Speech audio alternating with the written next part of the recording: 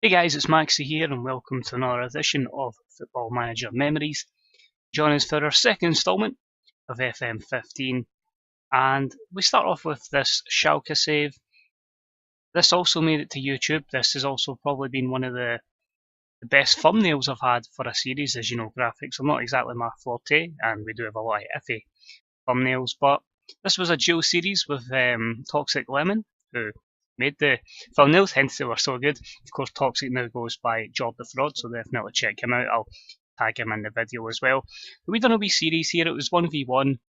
I done a Schalke save, he done a Schalke save, and we really just faced off against each other to see who was the better manager.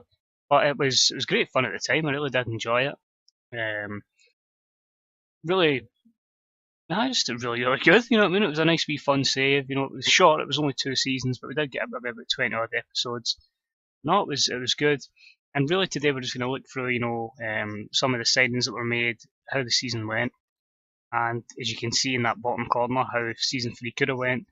Lacazette was going to come in for 12 million. Fekir doesn't really develop quite to how he is in real life. Was coming in for 500k.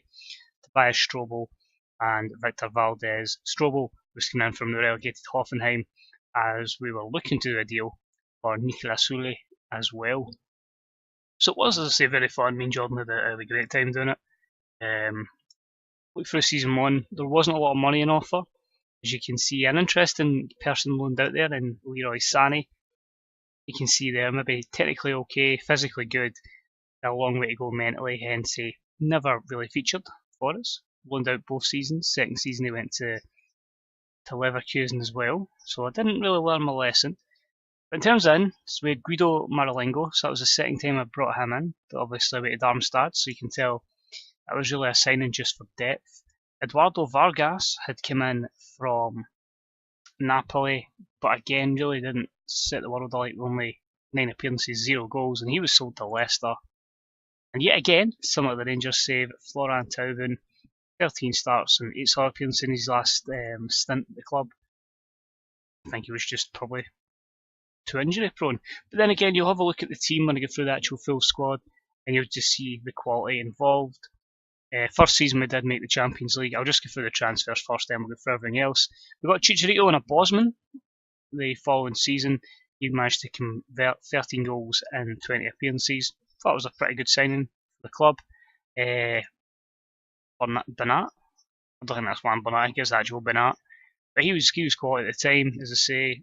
Maybe the appearances don't quite reflect the stats, but I thought he was alright, to be fair. And then you start looking into players that, tended to do okay in real life. Abdul Baba Rahman. Maybe never quite hit the heights at Chelsea, but I really rated him when he was in Germany. And you can see there a good run, 25 appearances at left back. Stats are pretty good physically, very, very good across the board. So he was quite cool to use. Yamil Assad, did we use him? I believe we did. No, we didn't. He had his loan spell at Augsburg, so that was just the youth signing. That's cool. 7.5 million, Antonio Rudiger. So before he went to Roma and then, of course, Chelsea, we brought him in. Again, physically really good. It's always one set of stats I look for as a good physical player. Mentals can always develop with his age, and he had a couple of good attributes technically as well. Playing 13 times last season. Again, the depth of the team. You'll see a couple of loan signings. Paco Alcacer came in back up after not getting to use him at Valencia. Rodrigo came in. Again, only 16 starts, 4 goals, but still another good player to bring into the club. Fabinho just basically came in as a backup goalkeeper, so that's his standard role, 6 appearances. And then it was just really making sensible loan signings that we could definitely help. It was really beefing up the squad. It wasn't the biggest. Jenison Murillo came in on loan from Inter to play back up at the back. Eddie Cartabia came in, 23 appearances, 6 goals, again offering some options in the midfield, so that was quite good. Having someone with that versatility, again, Valencia connection there. Marcos Astina came in as a player to develop, but of course we only really played 2 seasons. Kutka came in, another person to bulk up the DM, so he was just in. I think he was off his spell. I think he was just about to sign, for Milan, round about then, if I'm not mistaken. But still a steady hand, and then of course the signing of Danilo, playing 16 games at full back. across the board, only leadership and finishing. Not a green start there, but he was really good and he was signed from Real Madrid. In terms of outs, you can see there Christian Clements, Malanglio, goalkeeper Christian Vecchio, Donis Avidja, probably pronounced that horribly wrong, was always hyped as a wonder kid, so we sent him out on loan to try and see if we could get him to that level. Maybe not quite the case in this particular FM. I think his hype had started to go down. There's an interesting one. Thilo Kehrer, he's just signed for PSG in real life, so he was out on loan at Dynamo Dresden. But it's just looking again, the likes of Leroy Sané, we'd sold Denis Agogo, my main man Franco De Santo, we'd sold him to Augsburg, but he was actually quite good for us in that first year, 6 goals and 27. As a few of the guys will know, I'm quite a big fan of Franco De Santo on FMs, but people see him as like an average player, but he somehow gets the stats in Football Manager. Now it seems the last game I played was more of a rotation team because, well, not a lot of appearances there, but again it was another attacking formation, I guess. You know, you've got your 2 at the back, your 4 sitting in that next field, your 2 wing backs, your 2 DMs, then an attacking mid-centre, 2 inside forwards, and then a striker up top. But just looking for the team, Fabinho, Matip was a bit of a rotation player, but we had a lot of good starts for Yoshida. He played a lot. Kolesniak was in there. Max Meyer get good opportunities. As I say, firmly a backup team for the kind of guys. And Maxim Choupo-Moting as well. In terms of starters, well, you had Ralph Farman, 33 appearances for the club in all competitions, so it was good to have someone of that quality. Leon Goretzka, of course. So hope he just doesn't snake us for Bayern, and then you get just other options. It seems like it was a lot of rotation. Christian Huntelaar was in there. We go further down, Benedict Howades, Nastasic, Neustadter, Jonas Gies, who at that time was like really hyped. Like I was absolutely stoked to get him after he'd made the move from Mainz in real life because he was really impressive. And then of course Julian Draxler at the end there. A lot of good attributes, and again 22, so there's a lot of these players that were destined and end up getting big things in real life. So we've just got the schedule. You can see the first season was pretty good. We're in the Europa League. See how we did. We got to the last 16, the Europa League, losing to Villarreal. Also lost the German Cup final to Bayern Munich to a 47th minute goal, 45 plus 2. For Robert Lewandowski. Interesting, I gave Ayan a start in that match. But it was a good season. I believe we finished in 3rd position. Let's just quickly go back to that. 3rd place, 7 points behind Dortmund, 28 behind Bayern, who dominated, but got a cushion gap ahead of the likes of Werder Bremen, Wolfsburg, Leverkusen, and Stuttgart, to name a few. It was Hanover, Darmstadt, and Ingolstadt that went down. 6th season though, pushed Bayern all the way, finishing just 4 points behind them. So unlucky there, but Dortmund behind, and then Red Bull Leipzig with 52 alongside Leverkusen. Hoffenheim, Dusseldorf and Kaiserslautern being relegated, of course. Kaiserslautern in the 3rd tier of German football now. But in terms of that particular schedule, look through it again. Champions League gave us Siska, Stua and Atletico, and it looks like I just absolutely threw that away there because you can see there a defeat to Siska at home, trip to Stua we lost, Atletico done the double, so 4 games, 4 defeats, for a win away in Moscow, and a draw at home to Stua, so that must have went absolutely horrible. German Cup saw a extra time defeat to Bayern with a Benedict Howades own goal, but domestically in the league, very good. You can see there a little blimp there against Leipzig and Stuttgart, but apart from that, they were the only 2 defeats up until Augsburg here. And we'd actually won every game by those 3 and Hertha going into the mid-season break. In fact, you can see there, even after the break, it was only a trip to Mainz and a home match against Dortmund that resulted in defeats. It makes you think that match there, if we could have somehow stolen a victory, would have given us a chance. But overall, it was great fun with Jordan. It was a really good, enjoyable save. It's a shame it didn't last any longer, but it is what it is.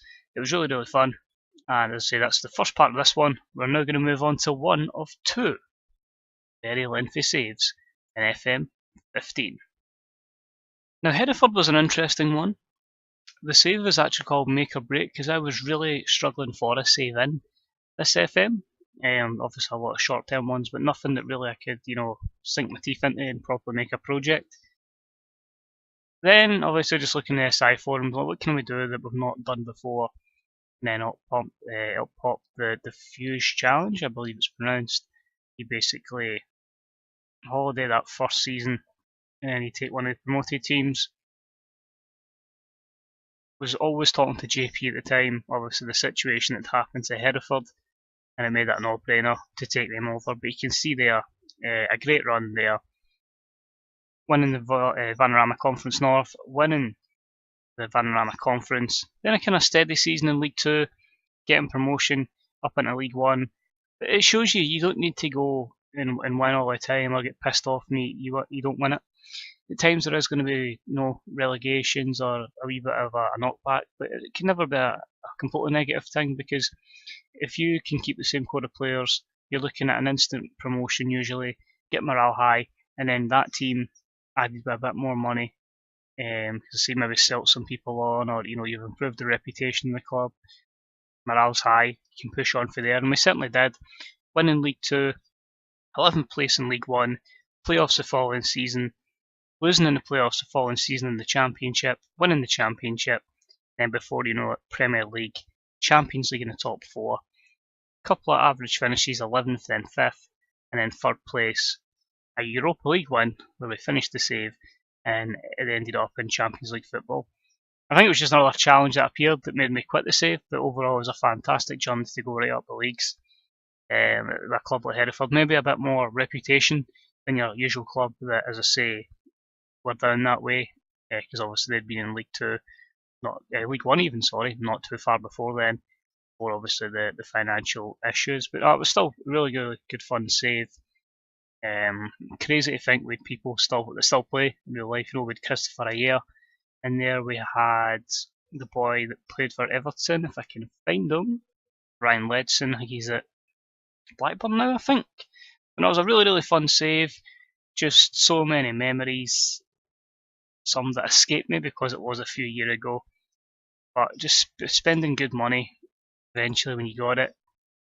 And obviously initially bargain hunting, but same as always, same as every save, players are sold and the outs, far more money comes into the club than goes out, because we obviously spend that money in wages so we can recruit better. So I'd love to say we'll look at these players, but we do have to go way back. You can see first season there, I don't really recognise anybody apart from John Spicer, previously an Arsenal youngster. So again, no big names in the first season. Second season we actually signed our goalkeeper for quite a long period of a rise, which was Benji Bichelle. You see there 190 appearances for the club, so it was cool to bring someone of that calibre in. Josh Thompson, the centre back, we brought him in as well. He's now managing Field. Fogate done as a turn. I definitely think Luke Conlon done as one at left back. Jamie Burrows and Michael Payton initially, but it was again just moulding the squad into what I wanted it to be. And then we started getting folk that would have a pivotal amount of time in the club. Dominic Hyam at the back. Matt Dolan was absolutely solid for his 159 appearances. Eventually sold him to Sunderland, which was crazy, but he was really good for us, sitting playing in that defensive midfield role. And the likes of Barry Mackay representing our Scottish connections, so I started bringing those kind of people in. Keith Watson as well.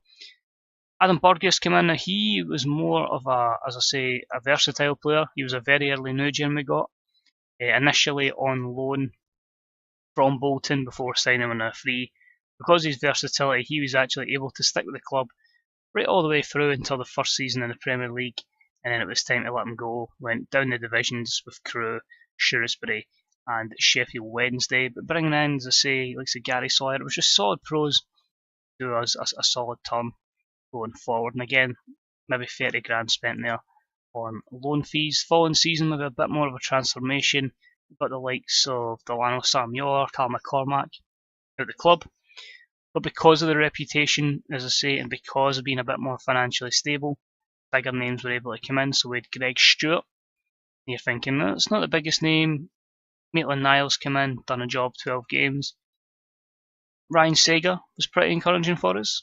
We look at his history, you can see there it's 5 decent seasons, I'd say, before eventually we just let him go to Barnet. And then the big names down the bottom. Charlie Masonda came in, managed to get him in a free, obviously wasn't really rated highly in this game. There's a reason he only played 10 games, mostly off the bench, and was sold for just under 300 grand. Andres Pereira came in, he gave us 123 appearances, retired at 28. I think you can see there, with his career, that he's not highly rated as he is in real life. You can see Man United, Oldham, went to Crystal Palace, loan spells at Notts County and Barnet before a career at us, and a loan spell at Bristol Rovers, retiring at the age of 28. And of course, I had to say Michael Higdon. Just look at that happy chappy. But he done his job, came in that first season, 18 goals in 38 games, basically firing us from League 2 back up to League 1. And as I say, it was just a nice target man to have, but it was good to have Higgy aboard on the journey. Looking through again, like Dean Henderson, Nicky Law, Thierry Ambrose, Jack Barmby, Lionel Ainsworth, Adam Armstrong.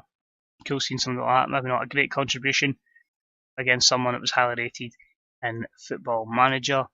Keep going, Scott Allen, James Forrest, Jamie Ness. So again, the Scottish connections coming in there.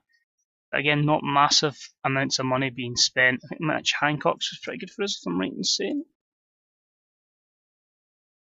26 appearances and then 11 the following season, so he done okay for us.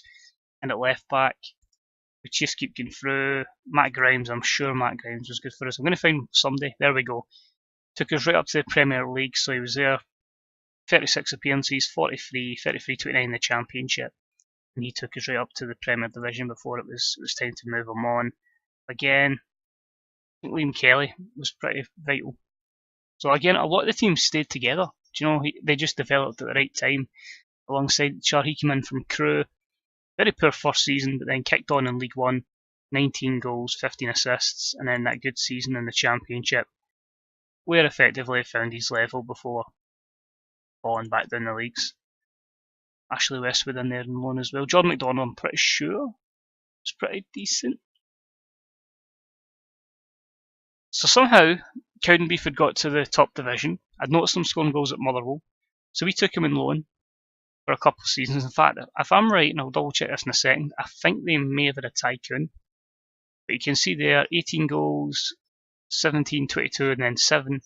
And we signed him for the Premier League. Maybe not as good in the Premier League.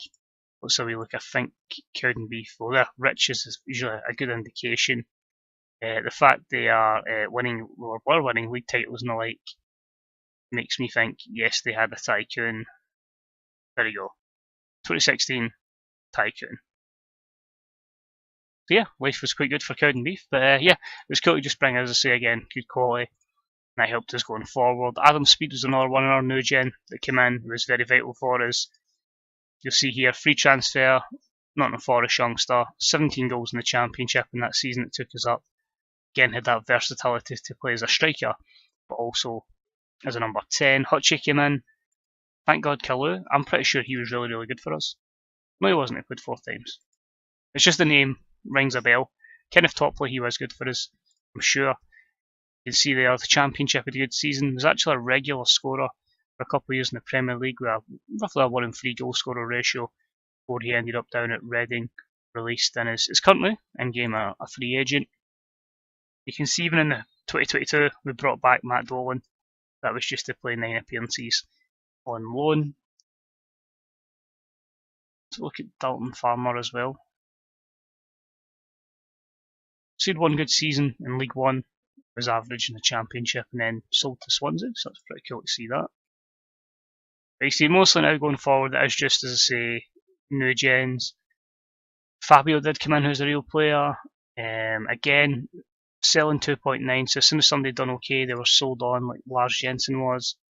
And there you go, 2 good seasons in League 1, nearly make £3 million. That allowed us to make a lot more loan signings, bulk the team up so you can kind of rotate, and when it's the bigger games you're fine. See if we recognise anybody here. Mark Ridgers came in, Nathan came in and done nothing. And then again, a sale, a couple of players, 2.2 million. So Mosquito made most of that. Following season, actually spending a bit of money on players, Dud, Letic. Same as I do every year, you start looking at players where you can buy them in frees, a lot of loans, and then places like Dynamo Kiev that will provide, players like that. Fair enough, it's not a youth player. Well, that wouldn't be a youth player if he's 30. But there's a lot of places you can kind of look, and then when you start getting close to the Premier League, again, not spending massive amounts, 12.6, but we did sell 15 million on Fabio Graca. So again, someone who, look at him really good there, brought in for 325 grand, a good season-ish in the Premier League. You sell him for big money. So it's all about looking in the right places. You can see straight away clubs will always go to Malmo, Hajduk Split, Millonarios in Colombia. Always good places to look at. Nice to see Pepe popped up as well for the ride. Maximilian Holland. This was a really, really good pickup on a free. Good season at Kaiserslautern. Sign him for free. 2 good seasons in the Premier League. Sell him for 40 million before Man United then took him from Montpellier. And yeah, pretty much it's just as you were. John Stones in on loan. James Brown, I think, was a solid centre back for us. Done the job. You can certainly see a few good attributes there. And yeah, the new gens just kept popping in. 25 million spent, 22 in the bank, and there you go, 71, 73. So always ensuring we were covering what we were spending. But once we're in the Champions League, it was always good. But most of these guys eventually do go for bigger money. You see Hans West there, £10 million he was bought for. He went for a lot more. Lepenin, that just says a lot. 1.5 million, 2 years in the Premier League. Counting beef with our tycoon in 12.5 million. Not too shabby at all. 45, 47. There you go, 18 to 56. So it's always been a model I've adapted with NEC, with every club, as you'll see in the next video as well, with Motherwell. Just recruitment is so vital. Folk can make god tactics and whatever, it's cool. Properly getting it analytically in FM. Sometimes you just need to recruit in the right places, and I feel scouting is just as important.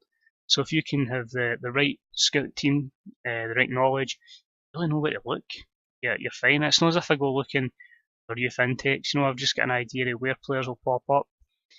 FM15, plenty of times I just go, right, Czech Republic under 21s, or just a wee look through the Brazilian leagues, or Colombia, or whatever, and then somebody will pop up. So just always keep an eye on the places. You never know what will happen. I'm pretty sure lastly want to check that magical UEFA Cup final.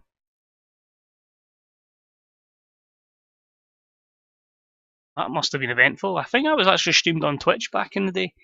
So going 1-0 up on 88 minutes, them equalising in 90+2, and Tal Fadlon 118 minutes, ensuring 2-1 win in the Europa League for Hereford. And he's a defender as well.